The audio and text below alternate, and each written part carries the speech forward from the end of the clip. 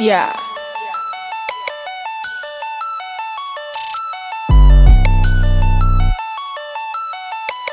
Yeah.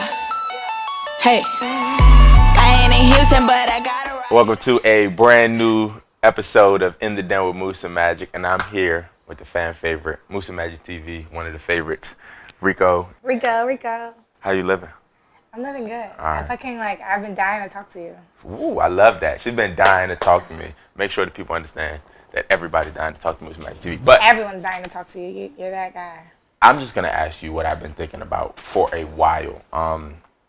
You said you went to Benihana's and you smoking sheets and funnel, and I want to know, like, did you go to Benihana's then smoke the sheets and funnel? Did you smoke the sheets and funnel then go to Benihana's, or did you just roll up in the Benihana's? What happened was Okay. I went to Benihana, and then I got an Uber, and then I went back to my hotel, and I was on a rooftop. Okay. And I had my phone out, and I was smoking sheets and funnel. But at the same time, I was texting my boyfriend, like, can you heat up my Benihana? So it's like, I just went to Benihana, and I'm smoking sheets and funnel. And I was like, you're a wannabe. I'm only about to come. It's like that song, actually, out of all the songs I've made, I think that Key Lime OG came the fastest. Took like 10 minutes to make. Okay. And the video is crazy. You got like 7 Rico Nasties, all key lime hair. For those that don't know, what is Key Lime OG? It's a strand that I smoke. Okay. Is it one of your favorites? Honestly, no, it's not. But when I wrote the song, that's what I was smoking. So, yeah. That's what I had in my sheets of funnel. I was smoking what they call Key Lime OG.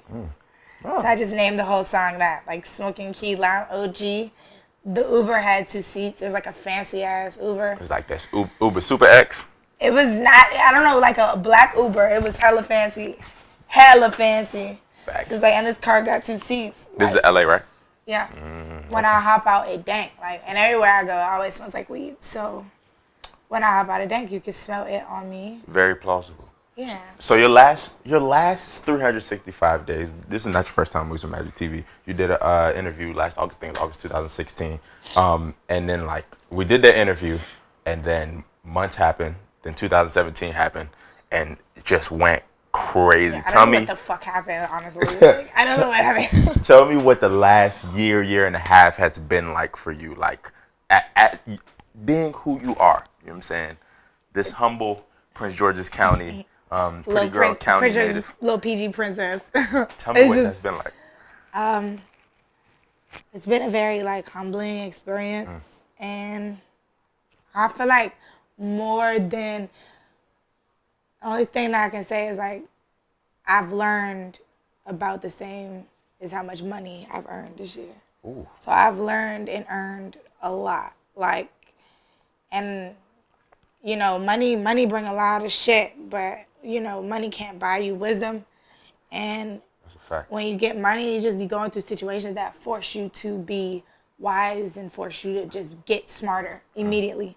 So I just been really just trying to evolve and constantly be ahead of myself, bro. Like, shit's crazy because my biggest critic is myself. So it's like this whole year is just when they think, yeah, this is a hit. I'm like, no, this is a hit. Like, just keep putting out music after music after music. And now I'm at a place where, like, I just have this drive where I just can't stop. I agree. You should never stop. So at what point did you know, like, whoa, this is about to take off? Like, this is big. This is bigger than what I expected it to be. I think it's Fast and Furious. Oh. Yeah. I was like, when I went to the screening, we saw The Rock, we saw Remy Ma, we saw Kehlani, PNB Rock. It was a lot of people there. And at that very moment, that's when I realized, like, wow, I actually might be cool enough to hang out with the cool kids. Might be. You've been cool enough. You've been cool enough. Let me tell you a little story. So we was in the basement. Me, my boy Lionel, my girl Evie, she's behind the camera. We was in the basement. She did the interview. And her and her boyfriend Malik asked, do y'all want to stay and watch me do the ad-lib? She laid the ad-libs. Oh, my God. For Hey Arnold. I got the footage. She laid the ad-libs, yes, for Hey Arnold in the basement that day. You don't remember that? That's crazy. Yo! I knew it was something legendary about you. It was a legendary vibe. Meanwhile, it was all kinds of craziness We going on in never the even background. knew Yeah. that was gonna do that. Yeah, and it did numbers. Still doing like, you know, and that's what's even crazy was that you remember being in the studio with me. I was so nonchalant. I was just like, yeah, hey Arnold, I don't really want to do this song, but I gotta finish it. Like, it's just a song. He was like, you just posted a snippet of it. It's doing numbers, right? I was like, yeah, but it's just a song. Yeah. And now look, that shit really like did something. I even got, you know, it got remixed by pretty much everybody. Mm-hmm. Still couldn't do it better than me. Would you say that song changed your life? No, because I feel like that song really ain't do shit for me, but put me up with a bunch of motherfuckers who I don't make music like.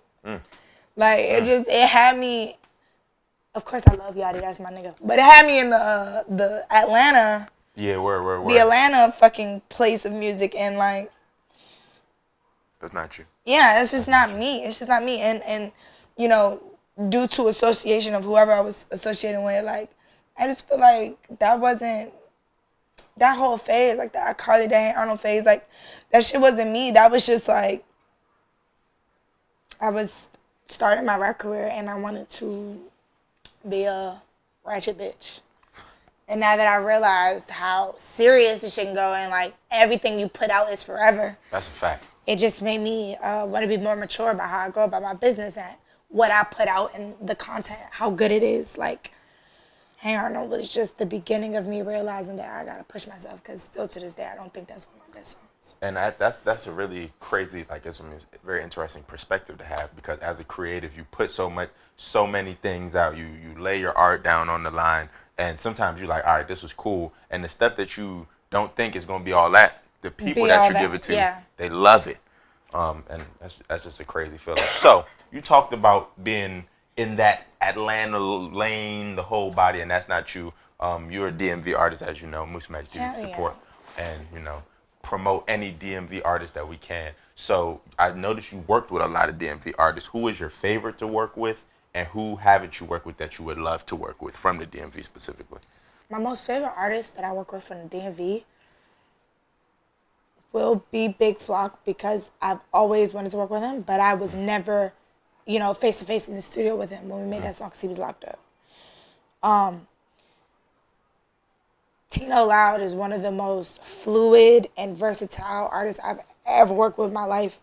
And we made a whole EP together because we had that much chemistry with music. Like, you know, he's dedicated to what he does, and he don't get enough credit for it, but he's very, he was just one of them people, you go in the studio, you catch a vibe, whether it's happy vibe or, you know, you want to talk about relationships, you want to talk about an argument. Like, I would just go in there and say what I wanted to say, and then he would just hop in and basically give the reply from a male's perspective. Like, he's an amazing artist. That's chemistry. Yeah, he's one of my favorites that I worked with, because he showed the most love, and he's original. He's himself. Okay. So who would you like to work with from the DMV that you haven't worked with yet, if there's anybody? Kali Uchis. What? Kali Uchis from DMV? She's from Virginia. Wow. Shout out to Kali Uchis. Wow, I did not know that. You just dropped knowledge on me. If she's not from Virginia, I'm so lame, but I swear she's from Virginia. We're going to fact check it, but if you know what I'm saying, right now she's from Virginia. We're going to give her Arlington. I think she is. Okay, cool. I think she might be, but if not, okay, if she's not from Virginia, then I'm going to have to go with, like, I did a song with Q for, shit. I did a song with Lundy. I worked with everybody that I love. Okay.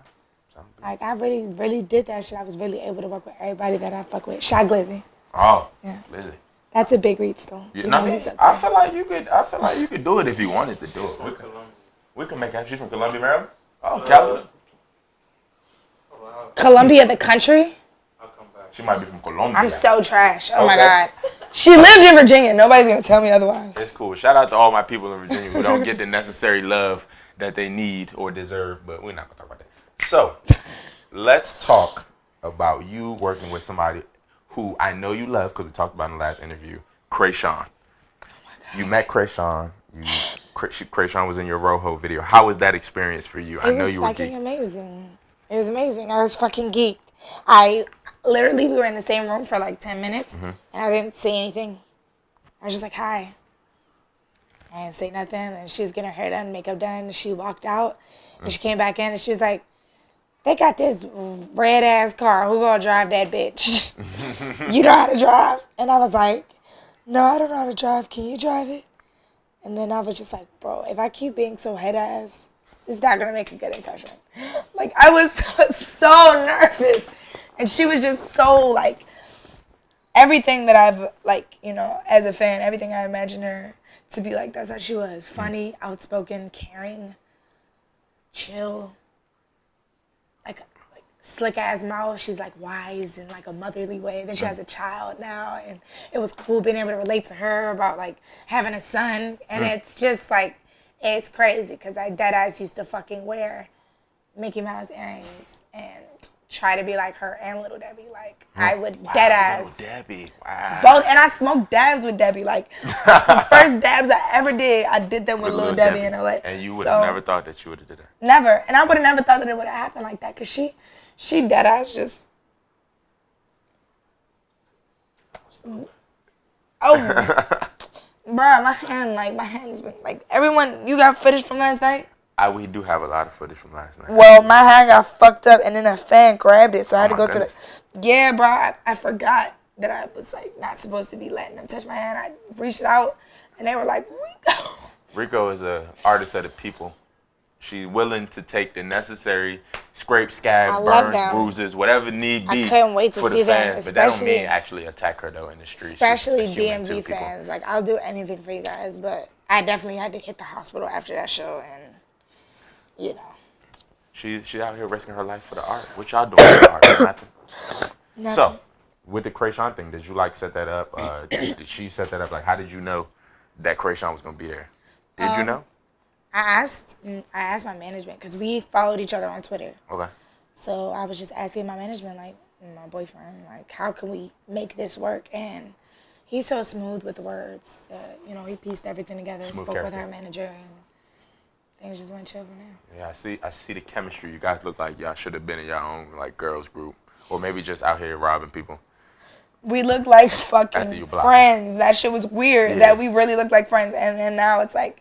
She's sending me like happy Deep Throat Thursday fucking paragraphs. You know those weird ass paragraphs that you only send your friends? They're like, yeah, are you gonna gobble some cock? And it'd be like them weird ass holiday related like slut messages. Do y'all not know what I'm talking about? No, Baby sending that shit in a group chat.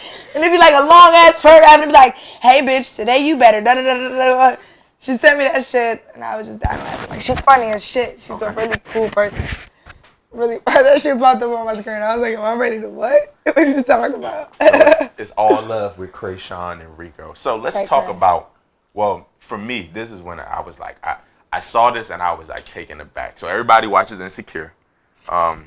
So, you know what I'm saying? You look like you should fucking be on Insecure. Man, tell these niggas to sign me, bro. Like, doesn't he look like a character on Insecure? Oh, come on. Like, you'd have a whole storyline. Issa, I know you're going to see this. And when you see it, just Issa, cast my nigga. Just know, you feel me? My rate is not low, but we can work something out, baby girl. Yvonne, all y'all. I love y'all. Anyway. I feel like Issa's the most down-to-earth person ever. Like, I feel like if I ever met her, I would just be like, hey, bitch! Like, off bucks. Like, she's just so nice. I met Issa Rae at the BET Awards, and I said, hey, Issa. And she grabbed my hand, and I felt her energy, like, go through my whole hand up. It was a lot. I believe it. She's a strong black woman. So, Issa, when you see this, just remember him. We're going to talk. So, we're watching Insecure, and I believe it was the end of the episode or the beginning of the episode? Yeah, the end of the episode. Poppin' I was losing faith, comes too. On. Did you know that was going to happen? I didn't know, and I'm so janky. I thought it was the episode before. So I watched the episode. I'm watching all of the episodes. Let's just get that clear, because I've been watching the show. And when the opportunity came up, it was like a maybe. Nothing was confirmed, and the season was already out. So them putting my song on there was like last minute. And 1 in a million, honestly. Like. But it works so perfectly. It's like the backdrop of the LA scenery, which is like the video, and then the song just comes on, and Twitter went crazy. The DMV Twitter went crazy, and it was like the time difference because I was in LA, so Twitter was going crazy, and 3 hours later, it was like another wave of them going crazy. Shit was crazy. It's like I think with the DMV, it's like a community type of thing. We feel like when somebody who's a part of us makes it, it's like we all made it. You know what I'm saying? It's like we all push. Well, for the people that are showing love, it's a lot of haters out there, but we all push each other forward. Feel that. With like, for example, when Shy Glizzy and Goldlink, when Crew went crazy, no matter where you go, I've been to LA, New York, Miami, and crews come on in various parties. You know who's from the DMV because of the way they react to the song. The Grammys are gonna be crazy this year. Seriously? Yeah, it's gonna be ridiculous. Well, you just said something about the DMV, and I kind of do want to speak on that. Speak on it. Speak. This have is so cool. someone to speak to about it. They show love, but being a female, I just be feeling like a lot of times they count me out. Like, certain conversations that should be brought up in, they don't bring me up. They don't give me the credit that I would deserve. But then again, that's so feminine of me to walk around saying I deserve this credit, you know? And I just always be mindful of, you know, people, because you sound hella ungrateful when you getting all this love and then you turn around and you say, yeah, what are you doing? You was in your zone. Keep going. We feel you. What the fuck was that? You just be saying, yeah, like nobody show me love. Niggas be showing you love, but nah, as a female, no, I don't feel like I get that much recognition out here. I get way more recognition when I'm in LA or when I'm in New York walking around. Like, they show me mad love, and then when I be here, it just be like almost like they're happy for me, but at the same time, like, they don't want to fully back me because, you know, I'm not a real representation of the DMV. Like, but I'm my own person. I don't represent, you know, all of PG County. There's so many different types of women out here. I feel like we're the most original area. Like, I go to these other places and all these other people follow trends. You come to the DMV, shit's different. It's different. So when you come up out the DMV, you got endless different people that you got to please. But I still love y'all. And I still, when I go out of state, I still miss the DMV more than I miss any other place because I was raised there. But, you know, it be a lot of fake shit going on. But that's everywhere. You know, when you really in a community, ain't shit perfect. So it has its good times and bad times. The bigger I get, I feel more hate, I guess. You feel the hate more than you feel the love because you're just so used to seeing love that when you see hate, it's like, why the fuck are you hating? We live in the same place, bitch. What you mad for? We got the same 24 hours. Got the same 24 hours. Got the same motherfucking everything. Same resources. Why are you mad at me? You could be here. So on your climb to the top, have you felt overwhelming? Like at any point, have you just had to like take a step back? Like, damn, like this shit is kind of crazy. Like I need to, or you just been good money? I don't know, but this shit is like, it's like a dream. It's like, surreal. Yeah, like every day I be waking up and I just be like, am I gonna wake up and this shit's gonna be like fake or something? Like, cause ain't shit promised. So when you see your life change fast as shit, it just be like, you just remember, like, nothing is promised. So all this good shit you got, all this clout, all that money, like, you could wake up tomorrow and you could have lost your car and all your money gone. You could wake up tomorrow and, you know what I'm saying, due to a rumor somebody started about you, you ain't got no friends. Like, shit could change in a heartbeat. So I'm very mindful of that. And it does give me, like, a little bit of anxiety, like, how fast shit can change, because you see it happen with other artists. Like, you can have respect one day, and then the next day, you ain't shit. Nobody respects you. You the bed. So you just gotta be mindful of that. Every time you open your mouth, you gotta be mindful of how someone might feel, and that might give you a little bit pressure to like feel like everyone's like making you do this and that or feel this and that. But I'm blessed and I'm happy to be where I am. But yeah, that shit is still a reality check now. Like, it's still kind of creepy. So, it's cool. It's cool. I noticed that you sold out a lot of tour dates. A lot. Like, more than the average person. Somebody with, you know what I'm saying? Well, not the average person. Somebody on your level. So, like, besides the DMV, because we know the DMV show was crazy and you love the DMV, what city gave you the best energy? Like, what was your favorite city to kill a crowd? Oh, my God, don't do that. Chicago sold out. New York sold out. Atlanta sold out, and I haven't even gone to Atlanta. I'll be in Atlanta in like 2 days. Atlanta already sold out. DC sold out. Okay, but Toronto. Toronto. Toronto was my favorite show. Out the country with it. Yeah, and that's why.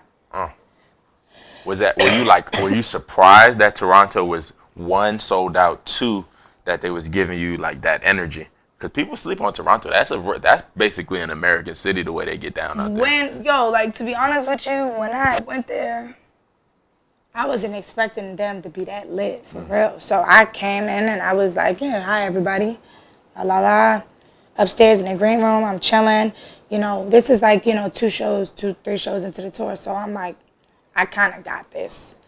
And that was one of the moments where I got out on the stage and I just like, they welcomed me just screaming and shit. So I just got on stage and I was just like, I never wanted to shit on myself so bad. Like, I literally wish I had a turtle shell so I could just crawl into the show as soon as I got on stage, because I was like shocked. I was like, how are you guys what the fuck y'all know about something Rico Nasty? Like, what do y'all know about me? And they knew a lot. Yeah. And I had a meet and greet, and a lot of my fans came upstairs, and they knew a lot about me. And they knew we had, like, the same swag. Like, I could tell I was influencing them, and they were just all beautiful, like, beautiful people. Like, they were all genuine. Like, literally, I was like, all right, we doing the meet and greet upstairs. They came upstairs, and I was sitting just like this, and they all just crowded around me. And one by one, they was just asking all these questions and just being polite to one another. And one thing I love about my fans is a lot of times they all come to the meet and greets together, and you would think these motherfuckers grew up together. And they don't even know each other. They just be like, oh my God, I love your bag. Da, da, da. And to see women complimenting each other and getting along, and y'all have never met. And some of y'all acting like best friends, and even going as far as like, yeah, let me get your number. Like, let's hang out. I'm happy I'm able to be that bond, because how else are we going to meet other women if social media teaches us to hate each other? You said that last interview. You said that you wanted to do it for the women, and you wanted to be like, you wanted to put on, and you're doing it. And that's we speak things into existence here. And the fact that I could influence these girls to feel some type of power. Like, a lot of women right now, it's just like, you're beneath me, you're a fan, you're this. And it feels great to be one of the artists that really like, no, you're not a fan, you're a supporter. You're contributing to my success. When I get a Grammy, I'm gonna thank you for that one stream. When she get a Grammy, you know she get a Grammy. If I get a Grammy, it's when. It's coming. That stuff is like a reach sometimes. I be feeling like, look, I make whatever type of music I want to make, and if I'm chasing a Grammy, I'm gonna be a happy man. Like, that's a fact. I gotta just chase happiness, chase what I want to do with my music. Because if I chase a Grammy, bro, like, I will never get that shit. I just would not be able. I just make a song called Grammy, and it'd be so head ass that they never ever give me one.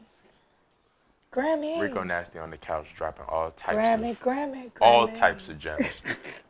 That reminds me. You know what I'm gonna ask you? I'm a healthy kid. The people might not. People might not know. Rico Nasty is an artist, a full artist. She paints as well. Yeah, I painted that. You're close up on this fire. We had the paintings in the background last time. In your busy schedule, have you found the time to still paint or create in other ways? I have found someone to live my art through. His name is Pierre Louis. Okay. He's the man behind the singles artwork for the tape. Okay. And the actual mixtape cover for Sugar Drop 2. I just hit him up, say, hey, I need a kick-ass chibi character holding a nasty, drooling dog, and put Kila emoji on it. Okay. Like, he's fluid as well. He's a fluid artist. So he's able to fucking do anything I ask him for. So, he's been one of the like best people I've been working with. I don't really have the time to, paint right now because shit's hectic. And whenever I do have downtime, I don't know, I like to spend it with my son because he's at the sponge stage.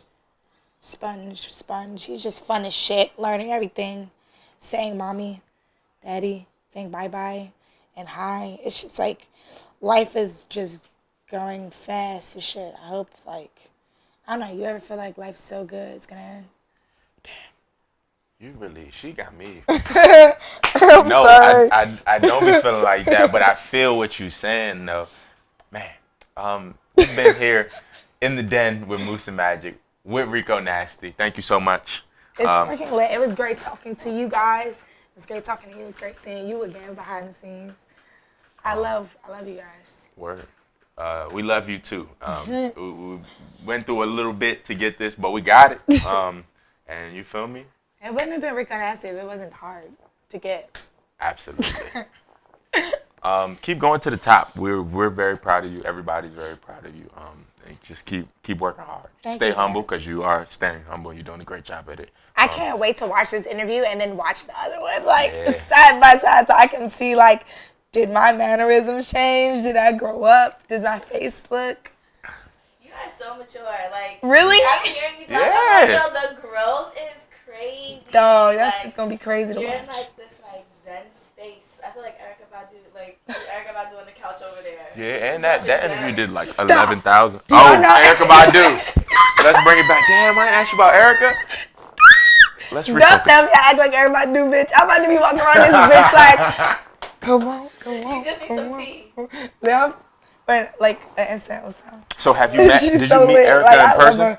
Fuck no. Look, I would not be standing here today If you met her? if I met Erica Badu. This is what you do, right? But You go to her crib and drink tea. I DM'd Erica Badu and she fucking replied to me. And she was like, I love you, Mama Nasty. I'm in London. I can't make the show. We gotta work something out. And literally, like, I, once again, never wanted to shit on myself so much in my life. Like, I was just sitting there looking at the phone, like, because before I sent the message, inviting her to the New York show, I was like, bro, I'm so head ass, bro. She's gonna be like, girl, please, you better call town. Like, she'd be like, child, please, or something, you know. I wasn't expecting her to say that she loves me. I wasn't even like, I don't know, and still to this day, she still like comments on my Instagram pictures, and having her looking at me, that also makes me mindful of the things that I say and the things that I post, because when you have a legend watching you like that, even SZA calling me a legend, like, a lot of people that are just like, why are you talking to me? Like, you know? But then you really gotta look at it like, wow, they must see something in you that's just like, they can connect with you. You a superstar, bro. I don't think people, like, you're like a star. You have star presence. You grace the stage. You have a command over things. And it's like, sometimes you don't notice it because you're living in it, but if you just keep living your best life, is that what they say on the internet now? Keep living your best life. You're going, you know what I'm saying? You're going to be good money. You're already good money, but where? Thank you for being here. MusaMajic TV, let me give y'all a little disclaimer. It's not a lot of niggas that start their own television network. I'm that nigga. And I just need y'all to understand that this is not a game. What we do here is not for play. This is for keeps. So make sure you like, comment, and subscribe, and tune in to MusaMajic TV. In the fuck in. It's about to be lit. You're about to watch this and be like, Facts. ah, go. So, okay. And we need to drop it before you leave, by the way. We was here. We out. That was lazy at the folks. Oh my God.